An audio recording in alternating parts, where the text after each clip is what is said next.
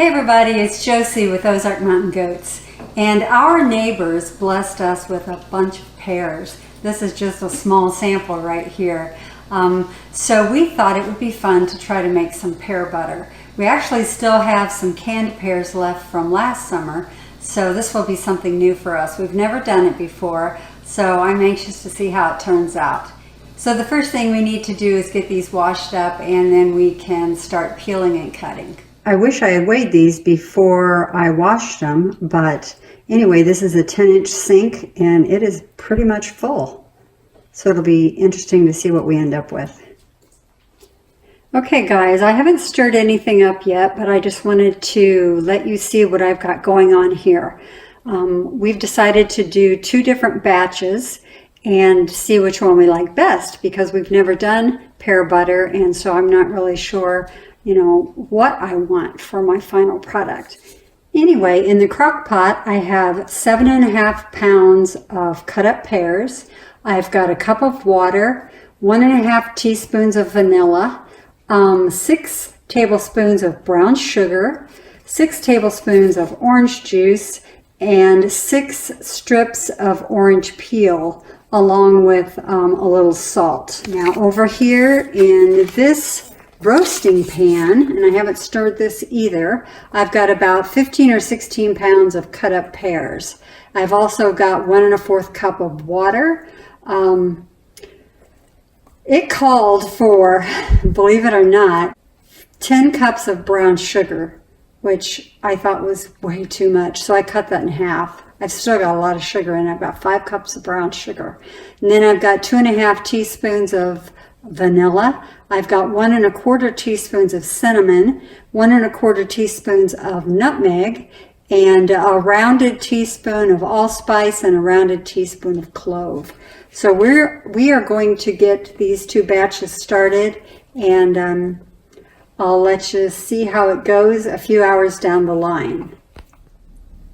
Both of these have been cooking for at least 4 hours and are quite tender. So now I'm going to just process them and turn them into more of a puree. You can use a stick blender on this. You can use a food processor, or what I'm going to do, I've got just a little hand mixer. I'm going to try using that rather than having to put everything through my food processor. On this one, I do remove the orange peel, but otherwise all the ingredients are already mixed in, and it gets processed just as it is. So I'm going to get my little hand mixer out and see if this will do the trick.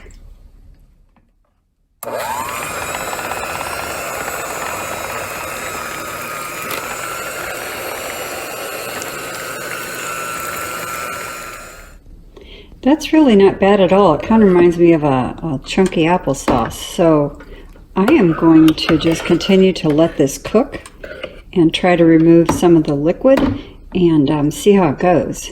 If I need to run it through the food processor later, I will.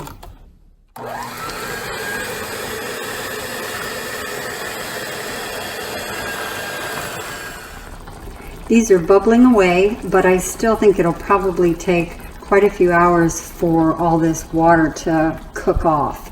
You want it to be a nice creamy buttery consistency, and they say when you put it on a little plate and tilt it, there shouldn't be any liquid that runs off, and then you'll know that it's done. So we will just let this cook and come back when it's ready to be jarred up. Okay, both of these cooked all night long. I would say a good 8 or 10 hours, and it just depends on how high you have the heat up. They've both cooked down considerably, and this actually in the big roasting pan reminds me of our apple butter. In fact, we cooled some down and had it with our breakfast this morning on toast, and it was delicious. Now this here Jim is not real fond of. He thinks it's got a little too much of a citrus taste. It's the one that had the orange zest in it. And I did add another 3 tablespoons of sugar because it wasn't sweet enough. But anyway, we think the consistency is fine, so we are going to jar it up and get it processed. I'm using pint jars today, and they need to be sterile since this is a hot water bath method. So I've got my jars ready, and I've put this in a a large pitcher here. I don't know how well it's going to pour, but I thought it might be a little bit less messy than trying to ladle it. It's pretty thick, but we'll see. So if you've got a wide mouth funnel, that will really help a lot. You want to fill your jars, leaving about a ½ inch head space. That wasn't too bad. Then you can go back as needed to top up. If you do have any left over, you could always just store it in your refrigerator and eat it within a couple of weeks and it'll be great. I do have a little bit too much in this one. Make sure you've got that 1 inch of head space for processing. Next, you want to take a damp paper towel and clean off your rims real well so that you'll get a good seal. I just used water, but you can also use a little white vinegar, especially if something is sticky. And next comes your lids and rings. Your rings need to be fingertip tight.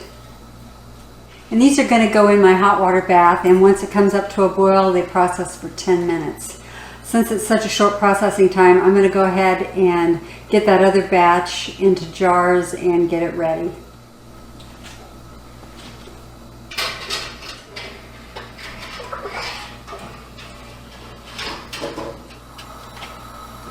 Make sure the water is covering the top of your jars by about 1 inch or so.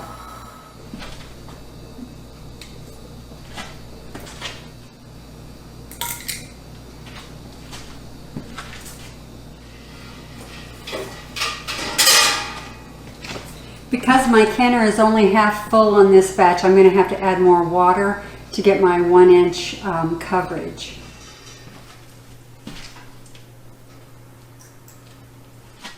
Okay, as you can see, I ended up with 7 pints of the version that was in the roaster and 3 pints of the other type.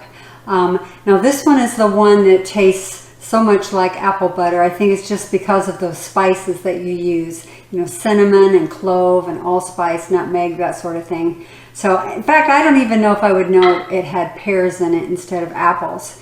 This has a little tiny hint of pear, but it also has that citrusy orange flavor. So we both prefer this, and if you like apple butter, I think that you would like this pear butter recipe as well.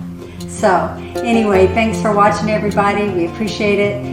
Be sure and like, subscribe, and as always, we will catch you later.